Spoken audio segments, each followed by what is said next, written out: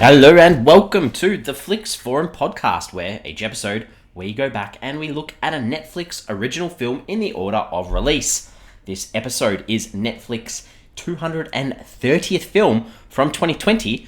It's the South Korean dystopian action thriller Time to Hunt, or Sanyangui Sigan, directed by Yoon Sung-hyun. It stars Lee He-hoon, Ahn Jae-hong, Choi, Woo-shik, and Park Jung-min. I'm Jesse. I'm here writing solo for this episode, this Netflix original film. So if you are interested in checking out Time to Hunt, give us a pause, come back a little bit later on, because I'm going to spoil this at various stages throughout this discussion on this film. But as always, we start the show with a fast flicks, a quick little summary of what the film's all about to give you a little bit of a taster. So this one is about a bunch of young men deciding to steal some money to get away from a bad life, but they have to deal with being chased. Ooh, this is different, I guess. I wasn't expecting this to be a bit of like a cat and mouse style film. So this is where we're going with this one. But before we do talk in depth about the film, we'll give a little bit of a background, I guess, about how this arrived on Netflix. So this film started principal photography in January of 2018 and went through until the middle of July of 2018. It had its premiere, the film premiered at the 70th Berlin International Film Festival on the 22nd of February 2020, making it the first Korean film to be screened at the Berlinale Special Edition. And then it was supposed to get a theatrical release in theaters from Feb 26th of 2020, but was postponed because of the COVID-19 pandemic. We are going to see that a lot more with films as we get through 2020 and 2021. On the 23rd of 2020, it was announced that Netflix would release the film in April of that year. However, the South Korean courts got involved because the distribution company called Contents Panda put an injunction in to stop the release of the film on Netflix. They claimed to hold the international distribution rights prior to Netflix agreeing with the studio company. So very interesting. They had to sort things out. They came up with an agreement, and then Netflix did get the actual rights, but sort of delayed its release a little bit until the 23rd of April of 2020. So Netflix obviously were pretty keen to get the worldwide distribution rights for this film. This film, across the world, the translations in Brazil, Japan, Mexico, Poland, Russia, and Spain, it's called Hunting Time. In Greek, it's called The Chase Begins. In Arabic, it's called Fishing Time. So I think the literal translation there is a little bit different. Hunting for fish maybe doesn't tie in quite too well with this film. And the English alternative title is called The Night of the Hunter. Very good. I guess in November of 2021, sort of after the success of Squid Game, and obviously this film's been out for about a year, Netflix announced that it's going to actually remake this Korean language film, marking the first time that Netflix has adapted one of its local language movies into English. Netflix has hired the director Adam Randall for the adaptation, marking the director's third collaboration with Netflix. So after iBoy, a film that we did in our first couple of episodes on this podcast, as well as a film called Night Teeth, which we haven't covered yet. But Randall, the director, he described the studio as incredibly supportive and collaborative, something we see quite a lot with directors when talking about Netflix. He's also mentioned about the original film, the one that I'm talking about today, that he watched it early in lockdown and thought it was a really strong concept. It's a half heist, half chase movie set in a near dystopia, so it combines three of his favorite cinematic genres. The version that he's working on is set in the USA with a different story but similar structure.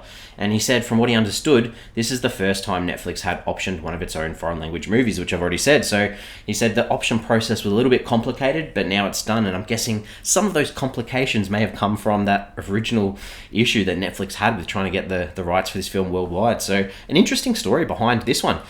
As I mentioned before, it debuted on the 22nd of Feb 2020 at the Berlin International Film Festival. It hit Netflix in North America on the 10th of Feb before worldwide on the 10th of April before hitting Netflix worldwide on the 23rd of April in 2020. It was filmed in and around Seoul in South Korea. It did have a little bit of a theatrical release, made nearly $7,000 on screens. It was nominated for a couple of awards, for 3, no actual wins, but it was nominated at the Asian Film Awards for Best Cinematography and the Baek-sang Art Awards for Best Actor for Lee He-hoon and Best New Actor for Park Hae-soo. So a little bit of recognition there, which is nice to see. What are the critics and audiences saying about this film? On Rotten Tomatoes, it sits on a 65% on 17 reviews. That is just fresh. Audience has it a little bit lower on 58%. That's on more than 50 ratings. IMDb, it's a little bit higher on a 6.3 out of 10 on over 6,000 ratings. And Letterboxd, a little bit higher again at 3.3 out of 5 on nearly 12,000 ratings, but it's been logged by nearly 16,000. Wow. All right. Mouthful.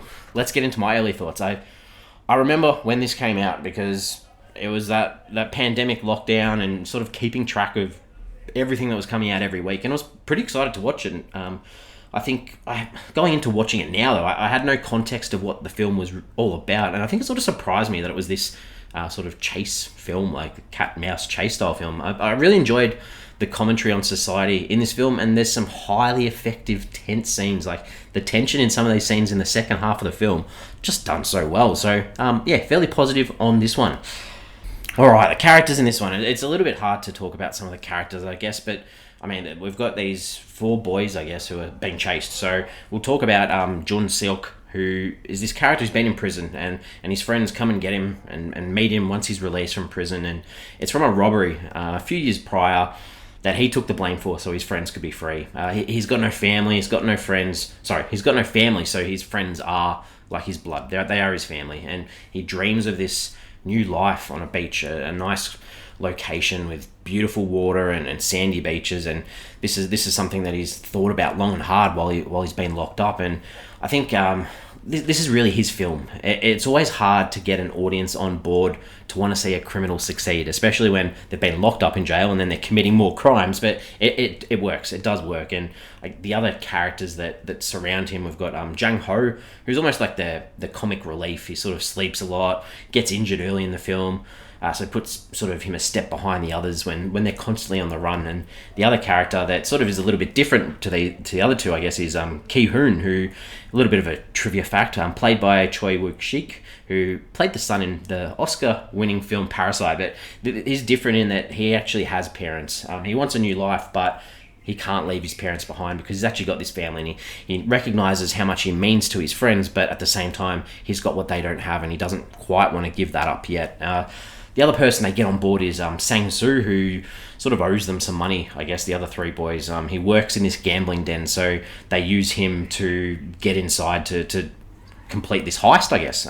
He's not very good with weapons, which is a complete opposite to the guy who's chasing them down, this guy called Han, and he's a police officer turned contract killer who is sort of sent after these boys by the gambling den to retrieve these hard drives that they stole that had video footage and further implications of the other crimes that these people are involved in this dystopian society where everyone's so poor and everyone's not doing so well, and you've got these gangsters who are making a lot of money and doing a lot of stuff that is making people a little bit jealous, I guess. So let's have a look at the director, Yoon Sung-hyun. 5 directing credits. They're all shorts or segments, so I think maybe one other film, all in Korean.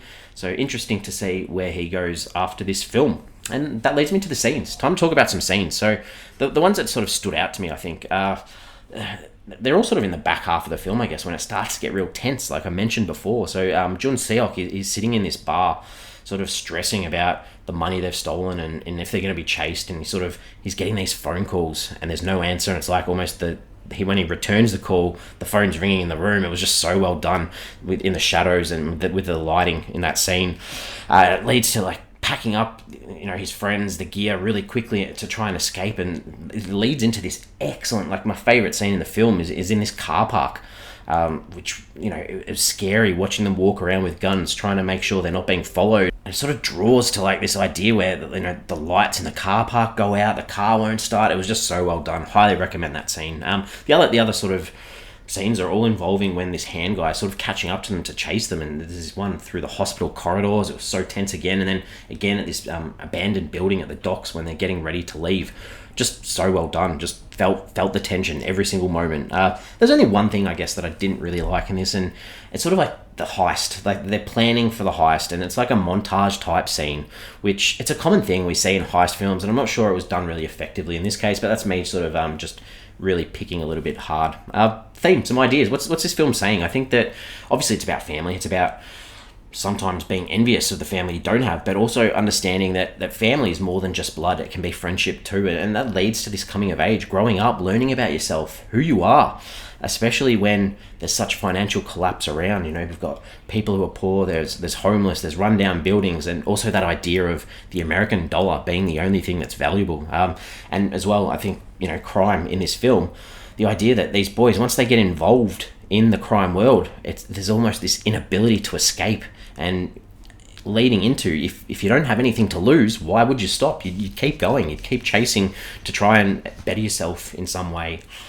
Okay, what did I take away from this one? I think, the back end of the film was a lot better with the tension and stuff. It did take a while to set up, and I think the last 10 minutes probably too were a little bit disappointing. And this is a massive spoiler because it sort of ends up with Jun Seok escaping and getting on that boat and getting to the island that all the boys were dreaming of.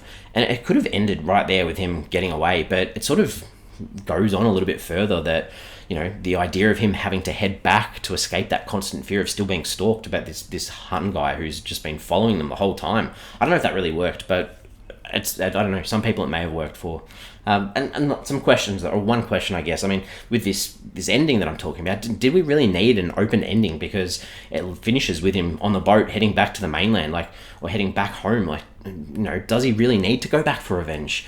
Or to clear his mind of always being hunted, or could we have just have finished it? And I guess maybe that's the idea of they're setting up in case they make a sequel. And sometimes the idea of a sequel sort of ruins what you've seen on the screen in the lead up. So interesting, but I'm ready to wrap this up. I think, like I said, it was a slow start.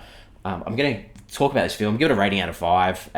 As I said, the chase, once this chase begins, it's so effective, and every scene feels like a must watch. It's not going to be the best international film that you're going to see this year, but it's definitely worth checking out. And if you can ignore the setup for the sequel at the end, as well as the slow start to the film, I think you're in for a good time. So I'm giving this a 3.5 out of 5.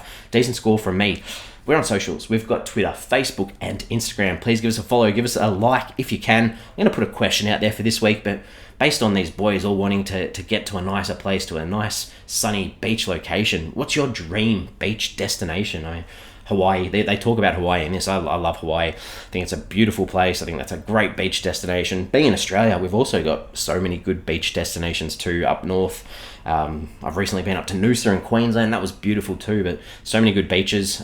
In Japan, there's a beach called Okinawa, which I really want to visit, but it's really, really, I think, not a place that a lot of Westerners go to. But any other good beach locations you can think of, let us know on our post. I'll be back next week with another film from 2020. It's going to be the action thriller called Extraction, which is directed by Sam Hargrave. It stars Chris Hemsworth, Rudraksh Salwal, Randeep Hooda, Pranashu Paignuli, Golshift Farani, Pankaj Tripathi, and David Harbour. Apologies for the names. I'm excited. I remember when this came out. This is another one of those big Netflix films that I haven't seen yet, so I'm excited. Hopefully you are too. Hopefully you've enjoyed this conversation on this film if you've seen it.